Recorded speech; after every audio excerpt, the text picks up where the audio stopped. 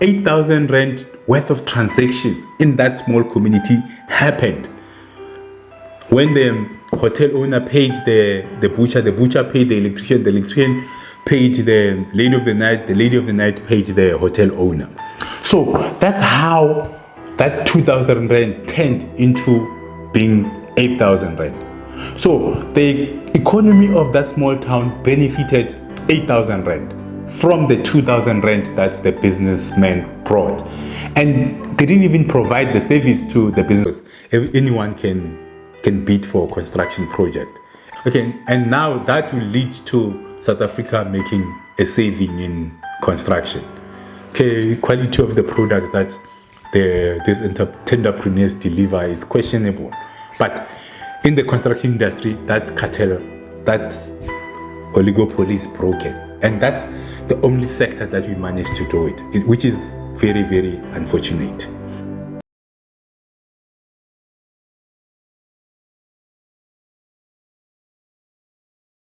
The purpose of this unique standard is to make sure that learners who are establishing new ventures understand how the market mechanism operate within a new venture environment, and also the role that the new venture play in the market realities of South Africa. So the new venture is a very important vehicle to drive that drives the market. So this lesson is basically to make sure that entrepreneurs understand the market mechanism, how the market in South Africa operate, the reality of the market that they might be going into, so that they can approach the market in better and they can approach the market with a better understanding. This unique standard has got 4 specific outcomes. The first specific outcome is to explain and understand the free market system in terms of perfect and imperfect competition market or competitive market. The second specific outcome is on understanding the demand and supply in the market environment and how do they interact to determine the price that a new venture or an entrepreneur can charge their customers. This is driven by market and demand. We're going to go into details how the supply and demand work and then how you determine prices in a specific market. The third specific outcome is to analyze and understand the factors that influence the economic activities in a country. The last specific outcome, which is a specific outcome 4, is to describe the development and significance of the market. Basically, we're going to describe the markets in terms of the South African environment, referring to different examples of the market players or the role players in the market, in the South African market. In today's session, we're going to start with the specific outcome 1, which looks at the free market system. So in terms of the lesson, we're going to look at the different market systems that are there, which mainly there are 2, which is capitalist and socialist market system. And we're going to look at the economic system, how it works, how it operates, how it interacts. And we're going to look at different competition in terms of how the competition play in the market. Sometimes we have a perfect market system, and sometimes you have imperfect market system. So, but you don't have a lot of perfect market systems. As South Africa, we are operating mainly in imperfect market system, which is influenced by monopoly, oligopoly, and we're going to describe those 2 systems to see how they influence a new venture or how will they influence an entrepreneur who's going into a specific market. First, I will start by explaining how the economic system works. But to simplify the explanation, I'll tell you a little story about a small town, and then this story will be able to give you perspective in terms of how the economic system works. So there's a story that there was this business owner or businessman from the city who came to a small town for a business venture or to explore business opportunities in that town. So what happened is he arrived at the hotel. The town had one big hotel, and the community was close together. So everyone was staying close to each other. So the business owner arrives. He gets to the hotel. He asks the hotel owner. He finds the hotel owner. Asks him, "How much is your rate per night?" The hotel owner tells the businessman to say, we charge 2,000 rand per night. And the businessman says, hey, your hotel is very expensive. Before I sign the documentation, I'll just want to go upstairs, see the hotel, the look and feel, to see if I will want to book in. So what happened is, he leaves the 2,000 rand with the hotel owner as he's going upstairs to check out the hotel.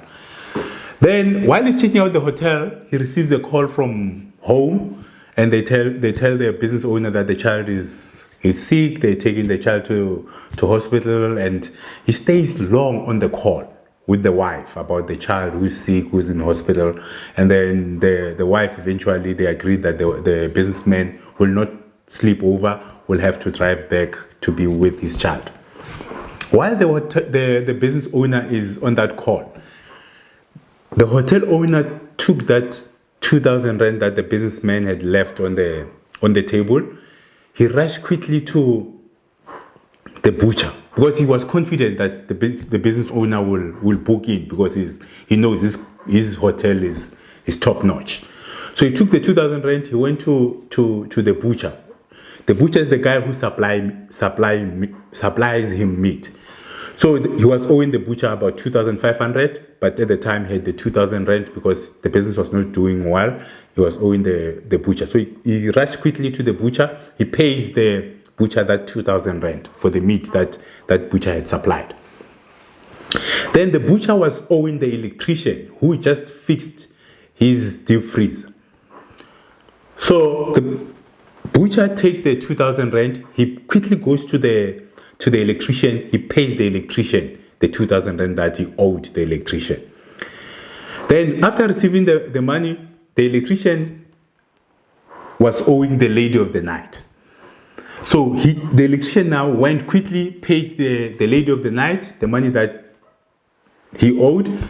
Coincidentally, the electrician also owed the lady of the night 2,000 rand. Then he went and paid the lady of the night.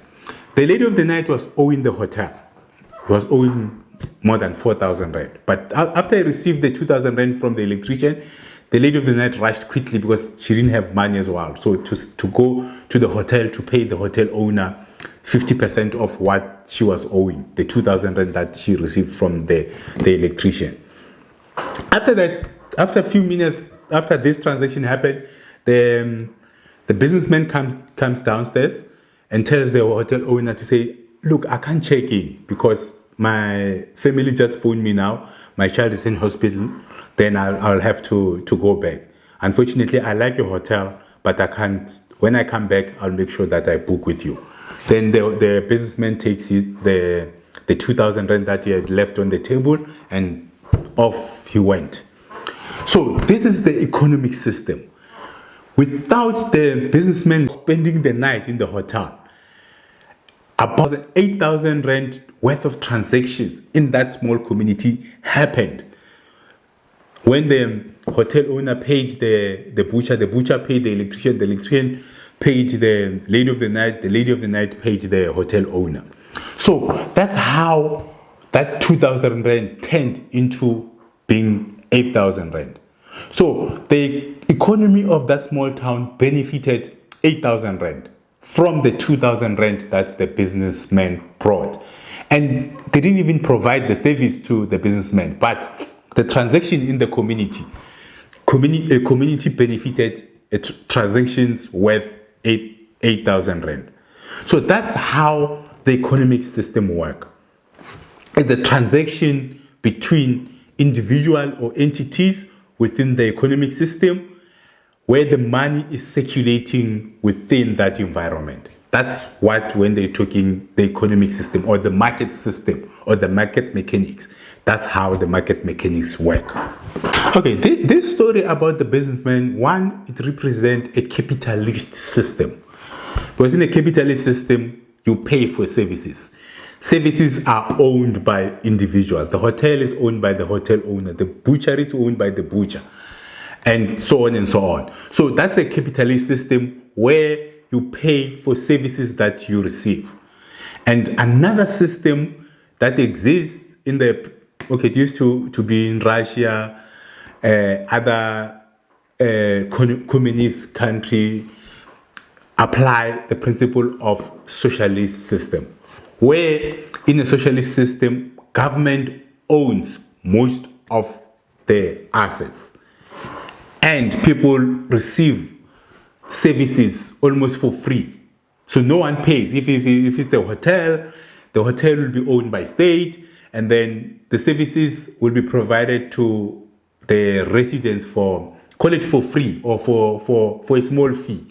That's in a socialist environment. But in a capitalist environment, whoever is participating in the economic system, they want to make profit. In a socialist, it's more social. It's more life going on where people can have hotels, they can go hospitals, they can have different educational services for free, provided by the state. That's the difference between capitalist and socialist. So this scenario or this story that I was just telling you about is playing in a capitalist environment, which is the South African market. So you have other countries that are more are practicing socialist, like your Cuba, still a socialist country, and then even China is combining the private and socialist. It's something in between. Even Russia, initially it was more a socialist state, but now it's more private. They've privatized a lot of companies and a lot of land. So those are the two market systems, the main market system that operate in the world currently. So South Africa is operating as a capitalist system. Okay, as South Africa, since we are operating in the capitalist world, now we're going to look at our next topic, which is the role of competition. What does competition play in this space? Remember, as an entrepreneur, you need to understand the environment that you're operating in. So now when I look at the competition, in this environment, in South African environment, you will have perfect competition and will have imperfect competition. But first, I will explain what is perfect competition so that you understand what does it mean when they say businesses are operating in a perfect competition. In perfect competition, there are 5 factors that you have to look at to determine if this sector is it a perfect competition or not. So those factors are, the first one is that businesses are price takers. As a business owner, you don't determine the price, you take the price. So you not sit there determine how much you're going to charge your customers. You are a price taker. The second one is your market share has no bearing. So basically everyone owns more or less the same market share in that economy, in the perfect system. That's the second one. The third one, this perfect competition assumes that everyone, the buyers, have the perfect knowledge about the product. They know the product in and out. That's the third one. The fourth one is that the capital, the money spent in that economy, it's mobile. It's completely mobile. It's highly mobile. A person can spend it on this or on this. People can just decide. They are not forced to spend, or their circumstances, they are not forcing them to spend money on that particular product or service. The last one is the firm or the entrepreneur can exit and enter market freely. There's no barrier to entry. There's no cost to entering the market. That is the perfect competition. Okay, the perfect competition. Remember the story that I told you earlier about the small town, the economy, the transactions that happened in that small town. What will represent the perfect competition is the lady of the night. Why would I say the lady of the... Okay, not that I'm supporting the business that they are in, but the business that they are in, it's a perfect competition because it meets the 5 characteristics of perfect competition. One, normally the lady of the night, they are generally the price taker, depending on where they are based. If there's no business, then the customer will determine how much they want to pay for that service. 2, there is no the market share. They don't have significant market share because it's one person. You can service so many people. So the market share has no bearing in the pricing because you can't have bigger market share because you are an individual. You can service one person at a time. 3, the buyers, which are the customers of the Lady of the Night, they know the product. They have perfect understanding of what they are buying. 4, the money that they're spending, the capital that they are spending, it's mobile. If they're not spending on you, they can easily move to the next person, or they can use it for other things, for entertainment, rather than spending it on the Lady of the Night. And then the last one is that the Lady of the Night can enter the market or can exit the market. It doesn't have to sell. There's no cost there might be cost buying clothes and makeup and all that, but for her to enter the market, there's no cost. It doesn't cost her much. She doesn't have to sometimes stand on the street when they find the customers. If they're using the hotel, they can just book into the hotel and provide the service. But tomorrow, if they decide they no longer want to provide the service, they can exit the market. Okay, that was our perfect competitive market. And there are not many perfect competitive markets. Most of the markets that you'll be operating in as an entrepreneur will be in the imperfect market, most especially in South Africa. There are 2 main markets, which is monopoly and oligopoly. Monopoly is where you have one supplier, one operator who controls the market. So in the South African market, a monopoly will be your Denel.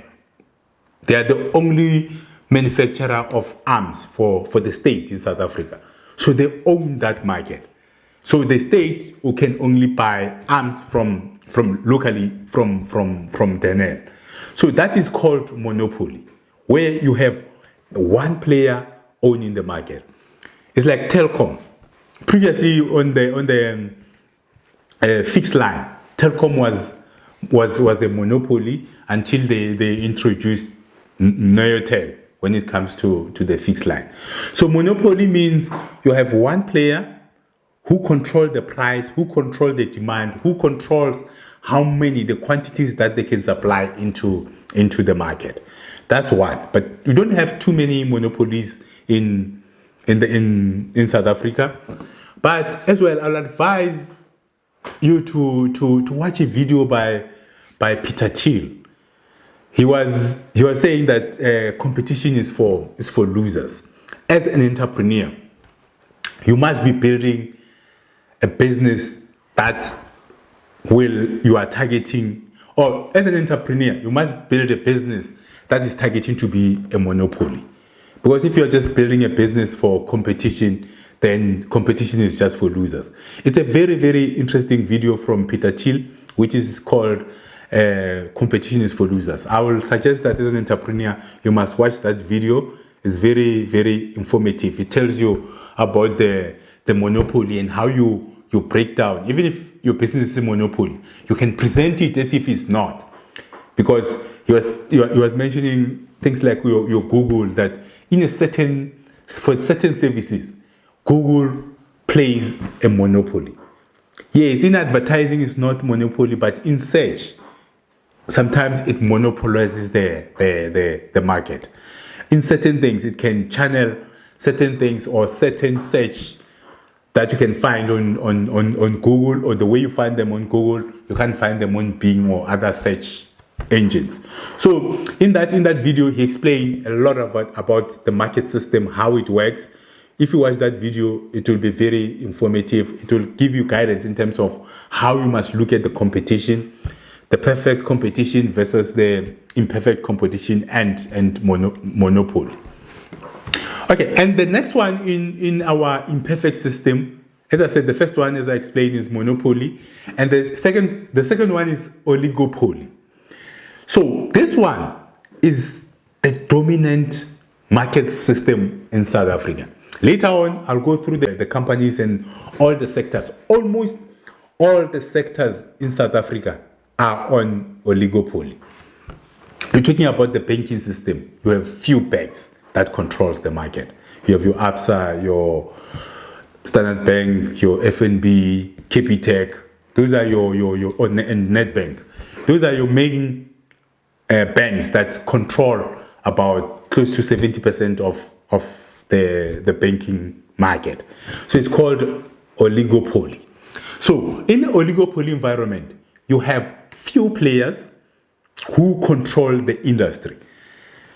They influence the prices, they influence the supply, they influence how that industry is supposed to work. So as I've said, there are few sectors that they don't have the features of oligopoly. So what happens is small businesses, they struggle to survive in that environment because the market is owned by few large players. So in an oligopoly environment, which is the South African environment, I think 90% of our business environment are operating under oligopoly, where you have few players that are controlling the market. I spoke about the banking. The others, if you think about the insurance, we have, even though now there's few players that are getting into the insurance, but you have few players that are controlling the insurance. In hospitals, we have three players mainly who are controlling.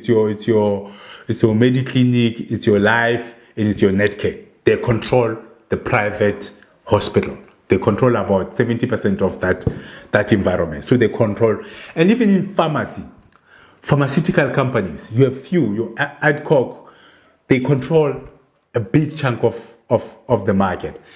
In retail, you have few that are controlling. ShopRite Checkers, you have Pick n Pay, you have Woolworths, and then you have Massmart. They control your food retail environment. Others are just feeding on crumbs. So as a new venture, you need to understand the environment that you are going in. But I can tell you now, almost all the environment that you can go in, they are mainly in the oligopoly environment. We don't have an environment where the market or the competition is open. The one that I know since the democracy that we managed to break is the construction market. It used to be a cartel of few large players, your Aveng, your Group 5, your Marion Roberts, your WBO, HBO. So those were the big players. And they used to control the market. They were even colluding in that space to increase the prices of the services that they provide. But with these tenders and tenderpreneurs, they managed to break that into oligopoly environment. That cartel was broken, and most of them, because of the construction market was open, they were got liquidated or they are struggling. We talk about your Group 5, your Marion Roberts, which struggled, they went into business rescue because they were surviving, because they were colluding, because there were few players in that market. So the South African market is mainly driven by oligopoly. That's why we struggle with SMMEs to survive. That's why small businesses are struggling to survive in that environment. Because it's either you align yourself with the existing big players, or you remain small because they control the market, they control the pricing. So if you are not aligned to them, as a small player, you are unable to compete with them. So that now will cause you financial strain or financial distress. You end up failing as an entrepreneur. So you need to understand the market that you're operating in and how you're going to approach it. As I was saying, that in this environment, there are small businesses or new ventures. They might think they will be able to set the price, but only to learn that because you're competing with few big players who are able to set prices, generally your prices are guided or driven by the big players in that market. So when you're going into a new venture, please understand the type of environment that you're going in and who's setting the prices in that environment. Because you might think you can charge a certain price, but only learn that once you get into that environment, then the oligopolies, the big players, they decide, that cartel decide on the pricing. And if you don't put the necessary systems in place for you to be able to absorb the pricing, if they decide to decrease the price, let's say, I remember the cartel of the bread industry. They had a cartel, they decided on the pricing of the bread. So if you are a small player coming into the bread market and they decide on a certain price, so if you didn't design your institution or your business to be able to absorb any fluctuation in price, you might end up failing. So it's very, very important to understand the markets that you are going into, the mechanism, how does it operate, who are the players in that market, how are the price set. Because in terms of setting the price, sometimes you can set the price above the competition, but you must have something special that you're offering. So you can't just set the price above the competition just for the sake of it. If you are setting the price above the competition, there must be something different that you are offering.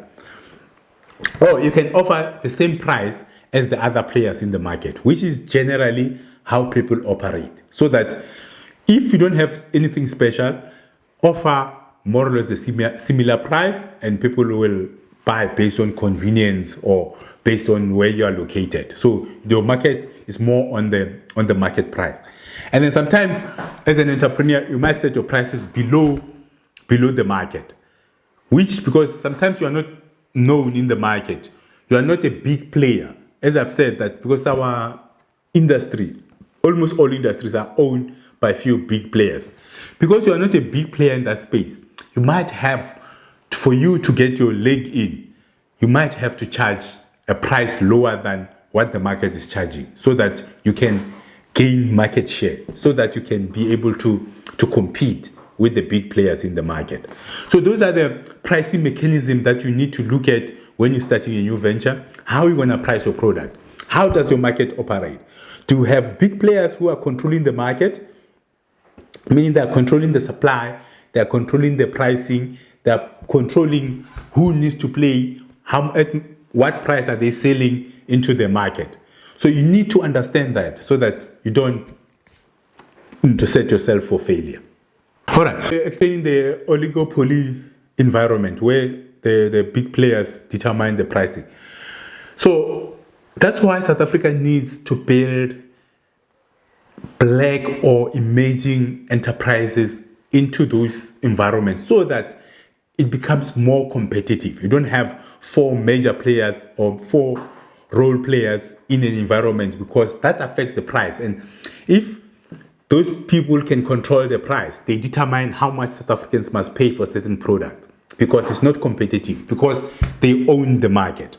So what happens is, what the country needs to do, or what the business community is supposed to do, is to make sure that you identify sectors, which are almost all of them, which have few players, dominant players, and we make a concerted effort to build competing players, so that the pricing market will be leveled. Because why is it important? So that, one, consumers can pay for what they consume. Pricing, we know data pricing is very high because there are few players in that space. There are certain things like bread, certain consumables that we're still paying the high price as a nation, because we have few players playing in that environment. So what needs to happen is, we need to open up the environment, not have so many oligopolies as it is now. Because as you know, South Africa, the poor are getting poor. The gap between the poor and the rich in South Africa, no, in the world, South Africa has got the highest gap between the poor and the rich. It's because of this oligopoly that we allow to operate, where you have few players determining the price, determining who's supposed to operate in that environment. Our market system is not as open as we would like to believe. So if you can open up the market, then it comes to the pricing. Obviously, as an entrepreneur, the advantage is you'll be able to price your product fairly without fearing that the people who control the environment, they might drop the prices, all that. You'll be able to price your goods at a market value. And the consumers will be able to buy at a fair price. rather than now the poor are getting poorer because the products that are supplied into the poor communities are owned by these oligopolies, these big players, and they determine the price in terms of how much the people are supposed to charge. It's like when there's, maybe I'm missing the point, but it's now currently with the Russia and Ukraine story. Our cooking oil, the prices have skyrocketed. And we don't necessarily buy more than 20% of our oil from Russia or Ukraine for that matter. So the prices have gone up, but there's no logical explanation of how that is linked to Ukraine and Russia war. But they just use that so that they can push because you have few cooking oil producers and we have few retailers who control the price. So you end up paying the high prices that you're not supposed to pay because there are few people who are owning the market. So in terms of the market, South Africa needs an open market where new ventures, where new businesses, where SMMEs will be able to compete. And the advantage of that for this is economic development. New businesses will be able to come upstream, small businesses will be able to compete, and it's simpler that way, rather than having a cartel that sits somewhere in the dark corners and determine the prices. And with the high prices or low prices, depending on what the cartel decide, that impacts on the lives of South Africans, more especially the poor. So if we can have a more open system where the competition is allowed, where we don't have big players who are controlling the pricing, who are controlling the market, then we might have a competitive society. And that gap between the poor and the rich can be closed by having, if we can't get to a free market system, but at least if we can get closer to a free market system, that will make a difference in terms of the economic development.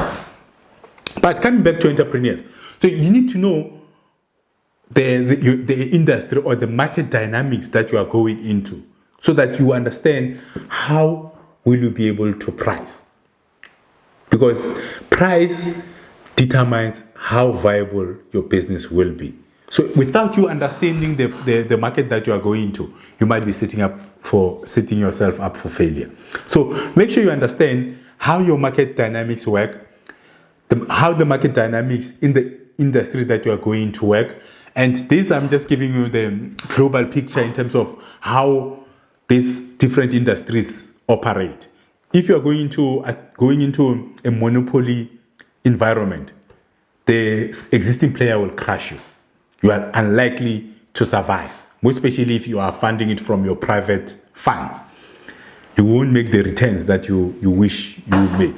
And as well, going into these sectors, which are all the sectors that are owned by few players, they can decide to change the prices or to push more volume so that you don't survive. Once you die, they're going back to the normal prices. So this market dynamics, they determine the sustainability and the viability of a lot of the SMMEs. So when you're going in, are you aligned with the existing players, big players, or you are independent trying to attack the existing players? If that's what you're doing, you need a lot of funds for you to continuously compete. Because they are big, they can drop prices on certain products that you can afford. And that will put a lot of cash strain on the SMMEs that are trying to compete with these big players. So that's the importance of understanding the market mechanism. Make sure that you understand the market mechanism of your specific sector. But now, later on, I'll go into the different cartels that have been existed. We know Competition Commission has fined almost all the sectors. Almost all. The banking sector, the construction, food processing, all of them, insurance. There's always that colluding. There's always something that they are doing, these players in that environment. Okay, there's a monopoly market and there's a oligopoly market, which are imperfect market, but it's difficult to operate in a perfect market. So it means as a new venture, you will have to operate in a competitive environment. And meaning that you have to compete as a business. And obviously competing has got its advantages and disadvantages. And just a reminder, please watch that video of Peter Thiel on competition is for losers. But it's a very, very informative video. Please watch it on YouTube. It will give you perspective on the market system, how the market system works. That being said, so now, given that you are South Africans mainly operating in an oligopoly environment where we have few big players who are controlling the market, who are controlling the pricing, the supply of resources. As a new venture, you still have to compete in that environment. So advantage is we are not in a monopoly environment, except for few industries like your arms and all that. You still have a chance to compete. So the disadvantage is that you are competing with, as a small business, you are competing with big players with big budget. These players have resources. They can crush you. They can drop the prices whenever they wish to drop the prices. But what is good for you being in that environment is that they will force you to make sure that your business is agile, your business is efficient, because you know you can't charge the price that you want to charge. So the best way is to provide efficient services so that you'll be able to provide that services at a minimal cost. And with high competition as well, it forces you to make sure that you provide quality service to your customers. So you make sure that when you're building a business, more especially when you're going into the serious sectors, and if you are building a business that if you are building a business that you want it to have a major impact in the society, you must build it with your competitors in mind. To say you are competing with big players with big budget, how can you compete? And ideally, it's not to compete on price. Compete on other things like quality of your product, or the service that you provide, or after service that you give, or the differentiation that you can bring into your product. But to make one thing which is critical is to make sure that you have systems in place and you are efficient in providing those services, because that's the only way that you will be able to compete. You can't compete on price. They have a lot of cash to compete. They have resources to compete. They have the market. They have experience. They have the equipment. They have the reach. They have economies of scale. So you're just competing with a Goliath, but you need to find a way of competing, which is one, differentiate yourself. Two, provide quality services. Three, make sure that you are very, very efficient. Four, make sure that you have systems in place so that you continuously grow. Because as you grow, sometimes SMMEs, they lack the system. So that hinders them from growing. So competition is good because it makes you think on your feet. It makes you continuously want to improve your business. That's what's good for competition is good for. But as well, it's got its own disadvantages where you can be crushed by your competitors, either through pricing, quality, and all that. So competition creates an environment where it increases your chances to fail. You can fail as an entrepreneur because of competition. As they see that you are competitive, you are taking their market share, then they might drop the prices, or they might increase the supply into the market so that the market prices drop, so that you cannot survive. And then once you fail, they return to the historical prices. So competition has got its own advantages and disadvantages. But please make sure you understand your sector. How are you going to compete? And competing on price, it's a terrible strategy. Don't try it at all. You can't compete on. You can, as long as you have unlimited resources.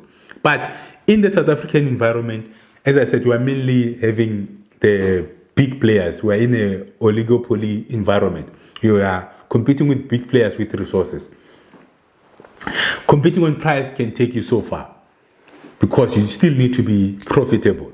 So if you're not profitable, your investors or your funders will be unhappy with the return, or you're going to make losses. So competing on price, it can be a strategy, but from where I'm sitting, it's not advisable for you to compete on price. Compete on other things. You can compete on quality, you can compete on differentiation, you can compete on service, but don't compete on price. If you're competing on price, make sure that you have put a very strong systems in place. You are very efficient. Your sourcing is efficient. But because sometimes you are in a SMME, your sourcing cannot be as efficient as the big players. Then it makes your competing on price a very dangerous strategy that you can approach. So competition is good because it drives the prices down. It's good for the consumer, it's good for the economy. It gets the economy active because people are competing, the prices go down, people can afford, they can buy more, it rejuvenates the economy. But it can have consequences for entrepreneurs, more especially the new ventures that are coming into the market. Because if the prices are going down, yes, it's good for consumers, but is it good for you? How far can you sustain low prices? How long will you be able to survive supplying goods at lower prices? So it's critical for you to understand the market, the mechanism, how it works in that environment that you are going in. How are you going to approach it? How are you going to approach your pricing? Who are the players in the market? What have they done before? Will they allow you to come into the market to be able to be competitive, or will they crush you? Because there's a saying that generally the competition will ignore you as long as you have less than 10% of the market. Once you go above 10%, you get noticed. And once they pay attention, then they might come up with different strategies to make sure that you don't continue growing at the percentages that you've been growing. So at some point, you can operate with below the radar if you are small or you are micro. But at a certain point, as you grow, you're going to get noticed, and competitors will put in different strategies to counter you taking their market share. So just be careful. Make sure that you understand the dynamics that are within your space, so that you can price properly. You can have the proper systems in place. You can design your operation to be as efficient as possible, because efficiency and lower cost production or services are the ones that will be able to sustain you in this very competitive South African market. Okay, now we're going into the role players in this market mechanism. Who plays what? Who are the role players that as an entrepreneur you need to understand? Keep in mind, one of the biggest players is government. It doesn't matter which sector you are in. Government is a key role player in your sector.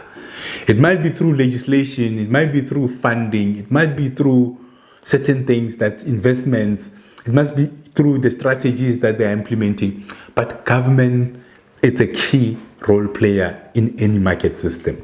So you need to understand what is the role of government in the sector that you are going in the market segment that you have chosen. What is the role of government? Government is very, very important. Then another key player is households. Remember, it doesn't matter what it is.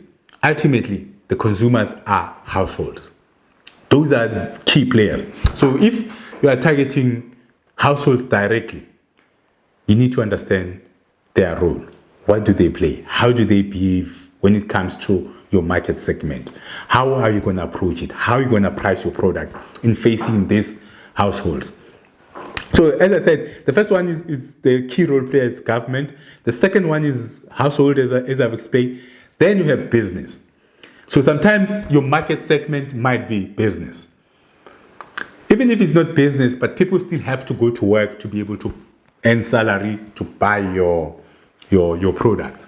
So households, they always become important, even though you are servicing the the business industry.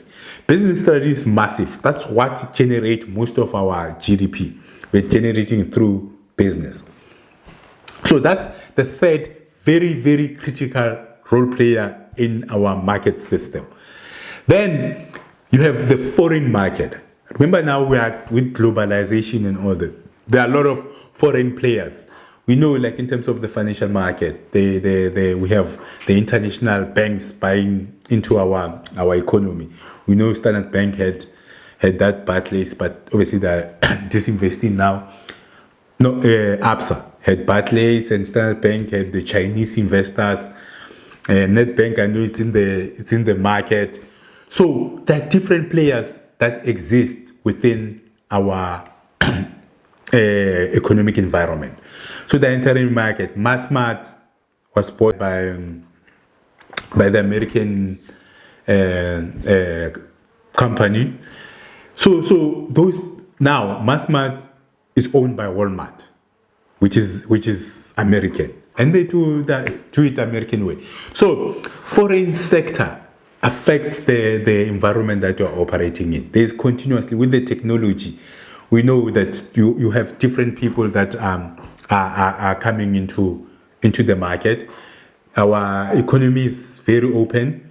Everyone can enter the market. We know, like Google search, it's Google from the US. We have USP or DHL for deliveries. They are in our market.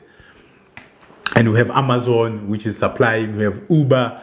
So our environment, a South African environment, is influenced by foreign entities. So you have to take into account those role players. So when you're planning your new venture, look at where you are as a venture, the impact of foreign players, the impact of other businesses, the impact of households, the impact of government. How do they impact your environment or the mechanics? How does it work? Who's supposed to do that? We know the function of households.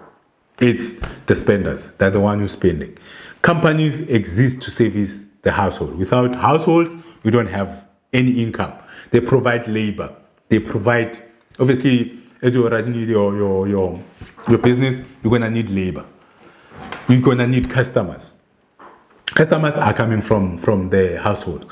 And then you have government. Government, now, as I said earlier, it put the legislative environment. There are compliances that they need. There are certain things that they play. There are certain policies that they set that will influence the sector that you are going in. There are certain regulations that they can put in place that can change the market dynamics of the venture that you're creating. And also, government is the biggest customer in most of the services that many entrepreneurs provide. So you must look at the government as a customer, not only as a watchdog or as the legislator or as the person or as the institution that put controls in place, but also they can be customers. And there's business environment. As I said, you'll be competing with other businesses in the marketplace that you are going into. And as I said earlier, need to stress that our economy, you'll be competing with big players.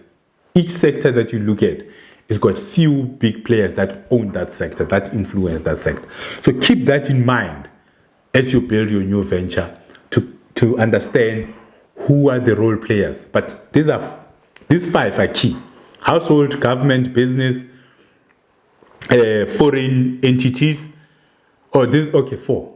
These four are very, very key players in that environment. So make sure you understand what do you do, the role of each one in your specific environment, how do they influence how the market operates, the dynamics of the market that you are operating within, so that when you're building your business, you build it with an understanding. How do SMMEs now compete with these big players who are owning the industries? How do you compete with a monopoly? How do you compete with these oligopolies who own a big chunk? There is mechanism in place which the apartheid government have implemented effectively to allow small businesses to compete with large businesses. What they did is they developed the Cooperative Act. The act, how it's supposed to work, which currently our democratic government is not implementing it the way it's supposed to work. How it's supposed to work is you get together a group of people in the same sector. You group them together so that you give them the scale for them to buy as a group, for them to get resources as a group. For example, if we're manufacturing bread or producing bread, then the cooperative will be let's say 10 bread producers. They come together as a cooperative so that when they buy their flour, their cooking oil and products, they buy it as a group so that they're able to negotiate better prices. So the Cooperative Act, it was implemented that way so that it can help South Africans to, most especially the small businesses, to be organized in a way that they will be able to compete with large players. This thing will revolutionize our economy. It will make our economy work. The act is there.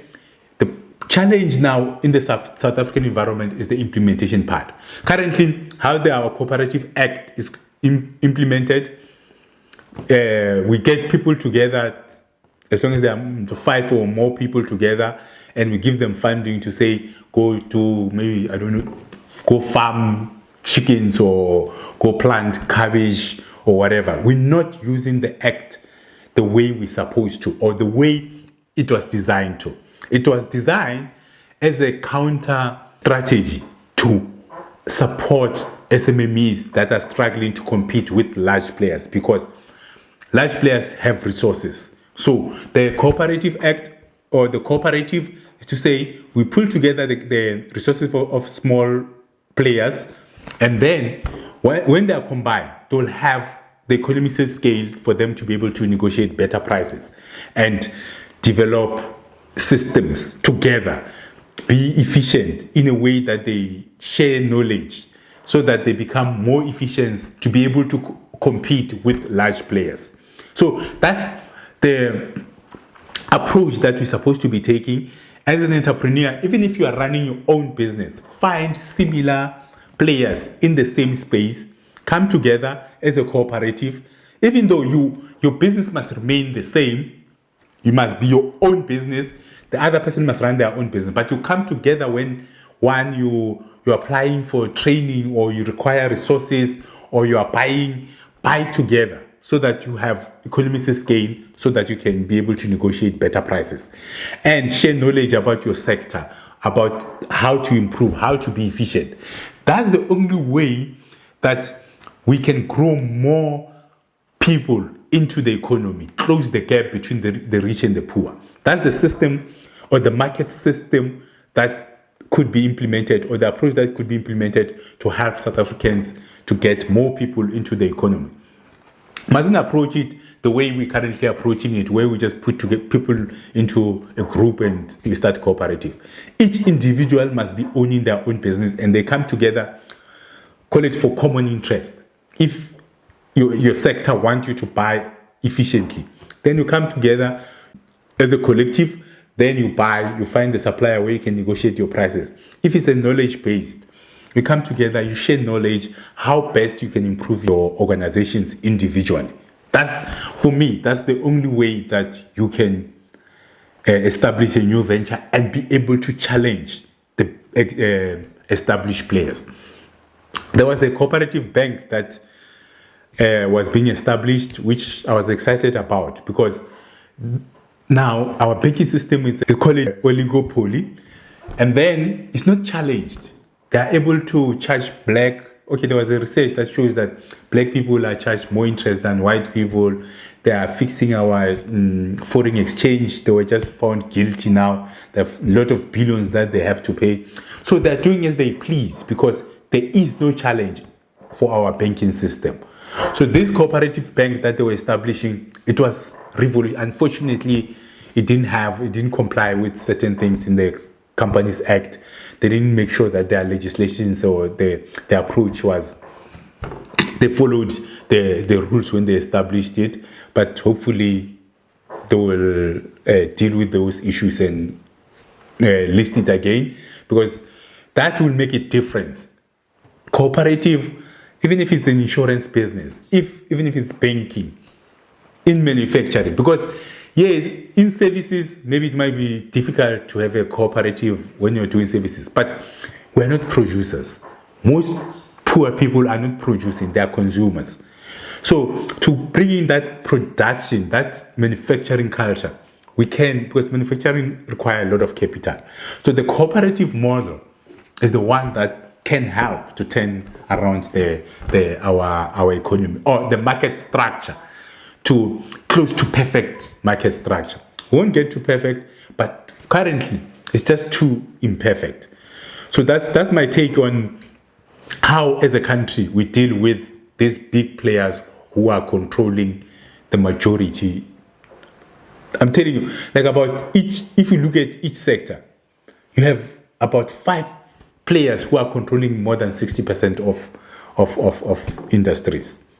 So the only way to counter that, to make SMMEs or new ventures to be competitive, is also to coming together in a cooperative format. It might be formal or informal, but coming together, working, if you are in the same sector, working together, buying together, sharing knowledge, sharing systems, so that you can become a little bit more competitive in this economic environment of South Africa.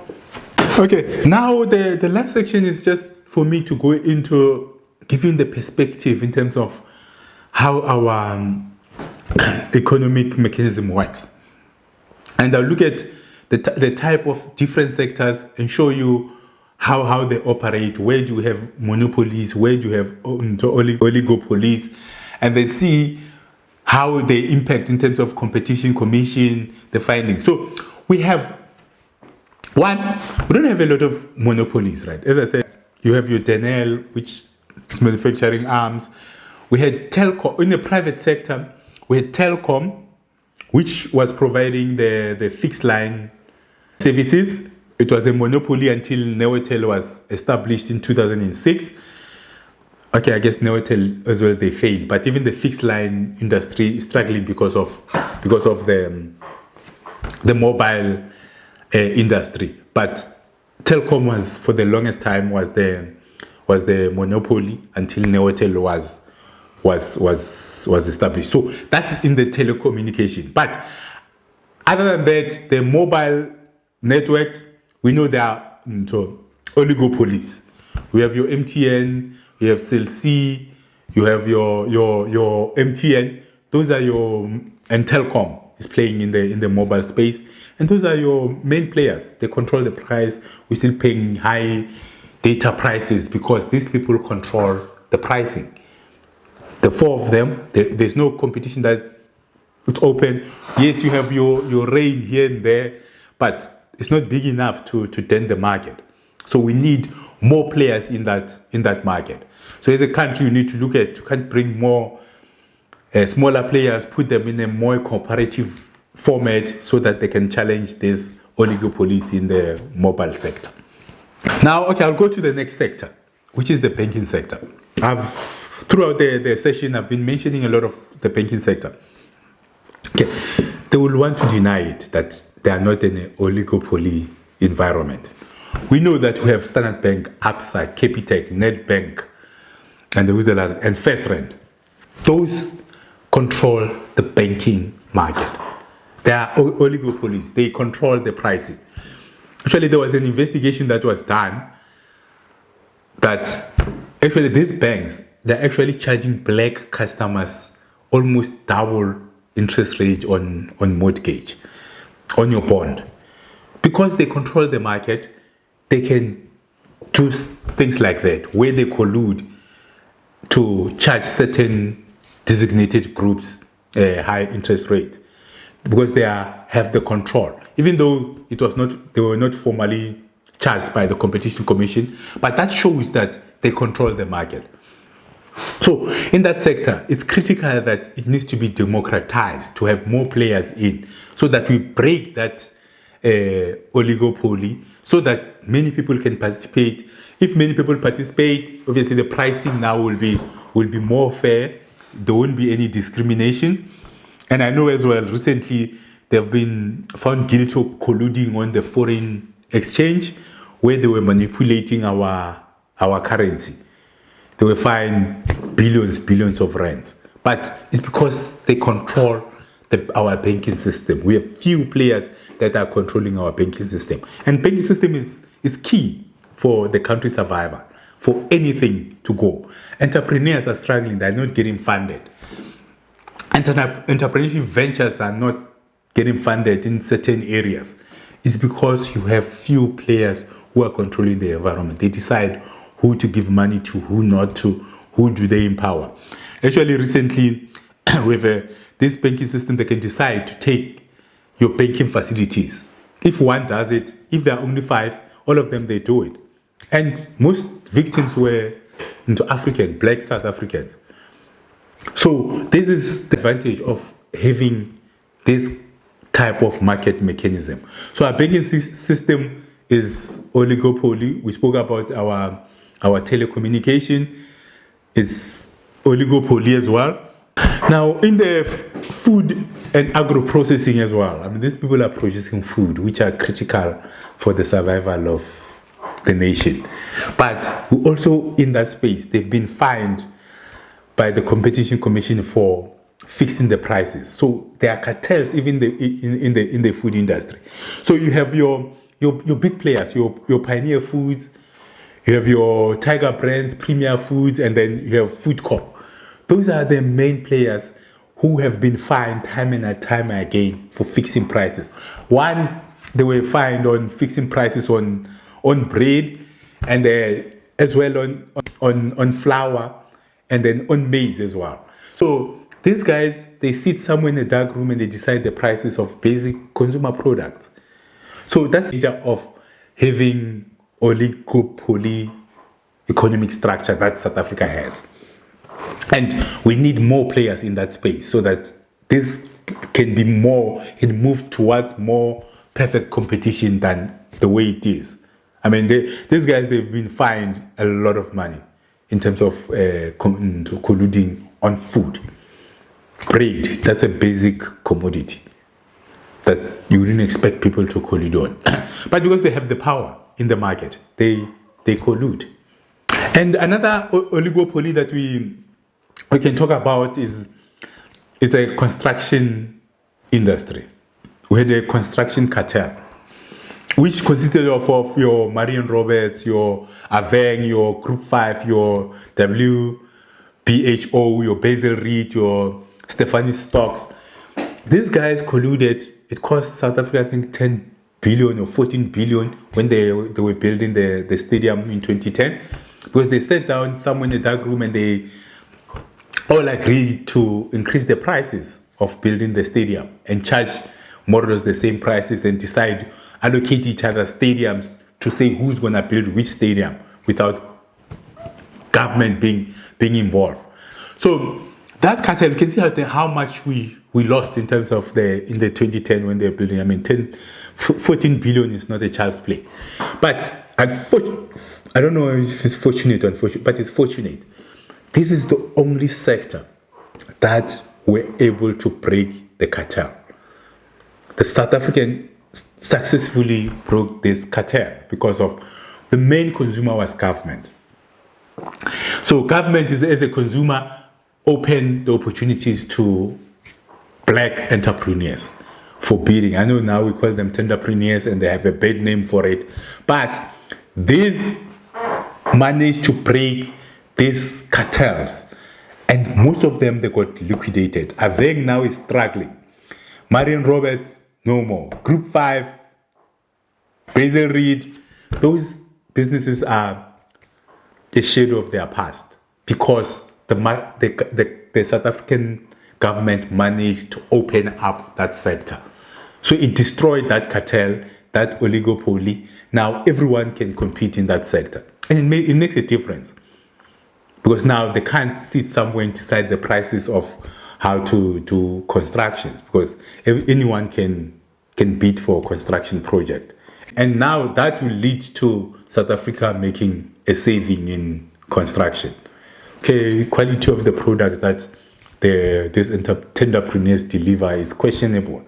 But in the construction industry, that cartel, that oligopoly is broken. And that's the only sector that we managed to do it, which is very, very unfortunate. Okay, just to add on this construction cartel, how it works is these big companies, these big six, they will sit and allocate each other project. If there are big project that government is advertising, they allocate that one, you take that one, the other one take the other one. And then once it's been allocated, when they bid, whoever is allocated, he bid the price that they've decided. And the others will bid higher. And they allocate it to the one who bid the lower price. And they allocated each other that way. But the pricing is always fixed. Government was always paying more than it's supposed to. So once the government has changed the allowed smaller companies to bid and to do joint ventures, then these companies were not able to do the same thing, fixing the prices. And unfortunately, because they got so used to it, their operating structures were not sustainable. Once this structure changed, they couldn't sustain their operations because they were top heavy, because they knew they can charge the prices, whichever prices that they want. Once the competition came in, then most of them failed. Half of them, they are no more. So that's the challenge of allowing our country or our economic system or market structure to be under the oligopoly structure. Now that was in construction. Then in pharmaceutical as well, you have big players also deciding on price. This came when Clicks were reprimanded not long ago for the pricing of the masks.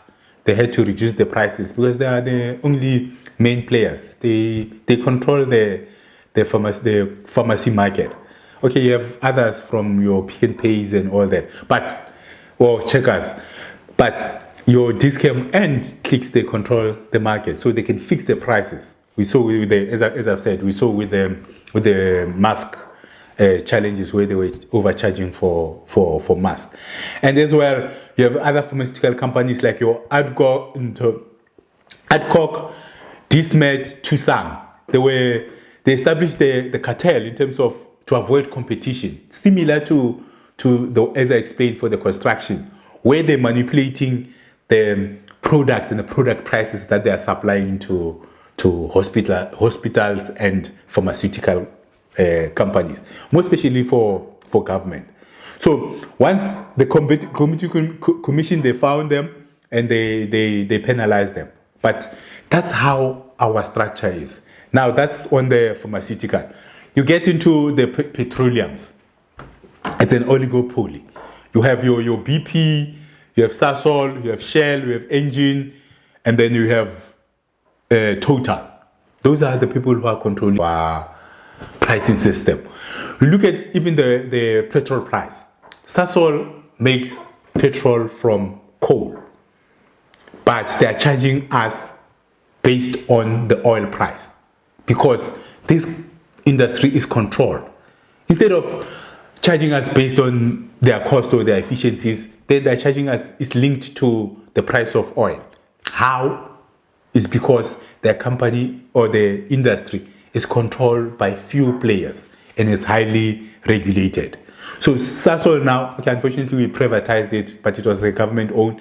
It could have been saving us now from paying these high prices. But because these industries are controlled, these industries have people sitting somewhere deciding on the pricing. We paying the high prices. So these are on the now. That's the oligopoly disadvantage that we're having in our petroleum. These are oligopoly that we have in our petroleum space, which is it's sad really because we have Sasol.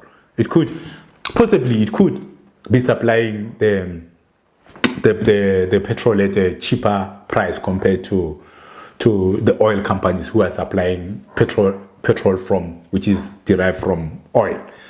So those are the market dynamics that you need to understand as an entrepreneur in terms of the market segment that you will be playing in. Okay, that was on the petroleum. In the hospital space, you have three players. It's Life, it's Netcare, it's Mediclinic. They own 80% or close to 80% of our private hospital market. So in that, I mean, our healthcare is very, very, very expensive, more especially private healthcare.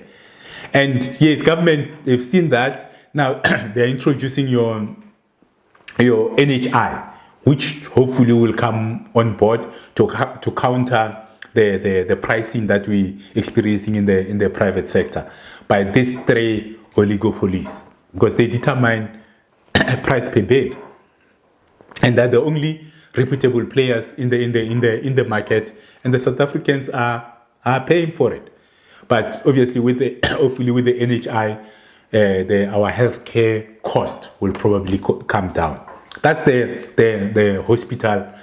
private hospital market dynamics that we're dealing with as a country. Okay, now looking at the fast food retailers, we also have the oligopoly, where you have your famous brands, you have your KFC, McDonald's, you have Nando's, and then you have the Spare Group. Those guys control the formal fast food market. So in that, they also determine the price. Yes, we have some international players, your Burger King coming in, but they're not making a dent. But with those players, they will be able to control the price because they own the market. They own the fast food market. You look at the food retailers, talking about your Spar, ShopRite, Pick n Pay, Woolworths, Massmart. Those are the players. They probably own close to 70% of the food retailers market, the formal one. They also control the pricing. The food that you buy is based on these 5 players deciding their pricing, comparing to each other. So the market system in South Africa, the consumers are the ones who are paying the high price. And I repeat, in the world, South Africa is the country with the highest gap between the poor and the rich. And if institutions like your food retailers continue to operate as a oligopoly, then they continuously driving the prices up. And the only people who are benefiting are the manufacturers and the owners of the retail store. And majority of South Africans are not in manufacturing because they can't access it because competition is tight. If you go into manufacturing, then you have your Tiger brands who also control your food corp and all that. They control that manufacturing I've mentioned earlier. So you can't get into the manufacturing, you can't get into the food retail, can't get into fast food because there are few players who are owning that market. And the impact is the South Africans are paying the high price. And they are poor. They are paying the high prices that they can't afford. That means we are on the red race. Continuously, the poor are getting poorer because of the market structure or the market mechanisms that are implemented in the country. Okay, that was our lesson for today. This session, it was just to explain the market mechanism, how the market operates, who's where, who are the players in the market, and how the prices are determined. So that as an entrepreneur, you must keep in mind which sector you are going in, how you're going to approach it, which players are you going to be aligned with. So please make sure that when you're preparing your business plan, understand the market dynamics that you will be facing in the sector that you are going in. There are different dynamics. I've highlighted one. You can be facing in terms of you might be going into a monopoly, challenging a big player in the market. You need a lot of capital for you to do that. But almost all the sectors that we have, the big sectors, your financial sectors, your food processing, your insurance, your fast food, your food retailers are oligopoly. They are owned by few players. And these players, they determine the market price, what people are supposed to pay for it, because it's not a perfect competition. It's not open for, it's smaller players to play in. It's not, the pricing is not determined by the market. It's determined by these big players in this market. So look at the market that you're going in, understand the dynamics so that you can build your institution or your business taking into cognizant of what's going on in the market or the sector that you are operating in. I thank you.